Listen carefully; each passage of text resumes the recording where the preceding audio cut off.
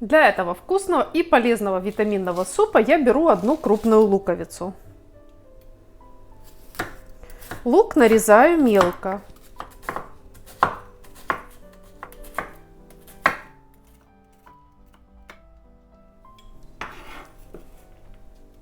Затем я беру 2 моркови среднего размера. Морковь натираю на терке. Разогреваю кастрюлю, в которой буду варить суп. Добавляю 4 столовых ложки растительного масла. Предпочтительно, чтобы оно было оливковое. Высыпаю сюда лук и морковь. Пассерую, помешивая овощи недолго, просто чтобы они стали мягче.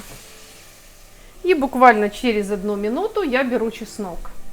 Нужно 3 стандартных зубчика. У меня чеснок мелкий, поэтому я беру целых 5.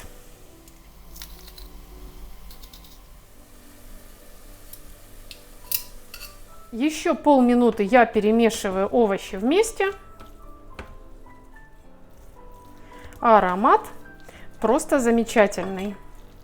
И пока убираю кастрюлю с огня, подготовим остальные ингредиенты для закладки в кастрюлю. 1 средний кабачок я нарезаю кубиками.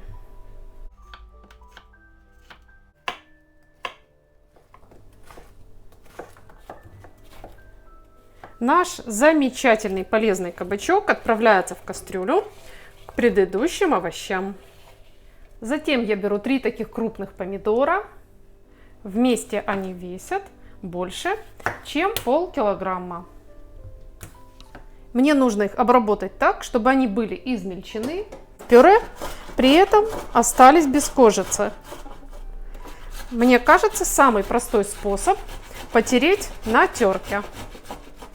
Если вы измельчаете помидоры по-другому, напишите в комментариях, как вы это делаете. Измельченные томаты выливаю в будущий суп.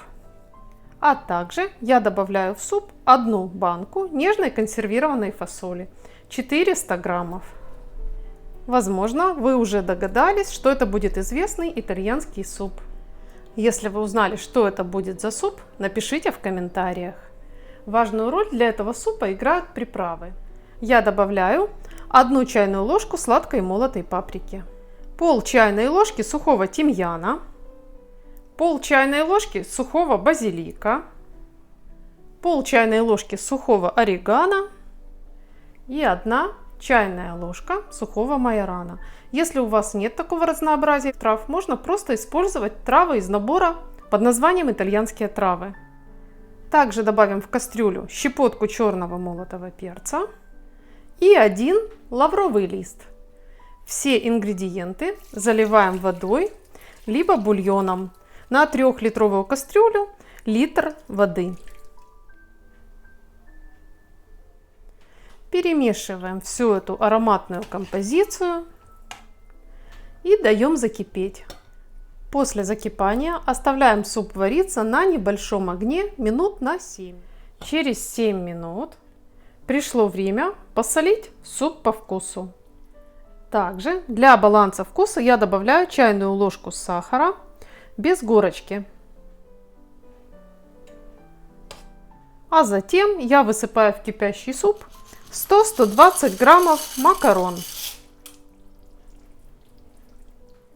И варю суп до готовности макарон, то есть то время, которое у вас указано на пачке с макаронами. Мы уже добавили много сухих приправ в этот суп, но все-таки я рекомендую также добавить и свежую зелень. У меня это петрушка. Зелень лучше порезать мелко.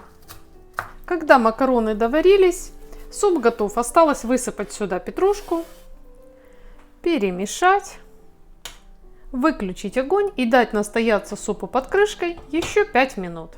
Как видите, этот суп очень необычный, густой, пряный и очень вкусный. Лично мне по вкусу и аромату он напоминает жидкую пиццу. Готовьте такой суп с удовольствием и на здоровье. А также не забудьте подписаться на канал и нажать колокольчик, чтобы сразу видеть и другие интересные рецепты. Ставьте лайк под видео и пишите ваше мнение в комментариях. А главное, я желаю вам здоровья, мирного неба. Мы с вами встретимся, как обычно, в следующем вкусном видео.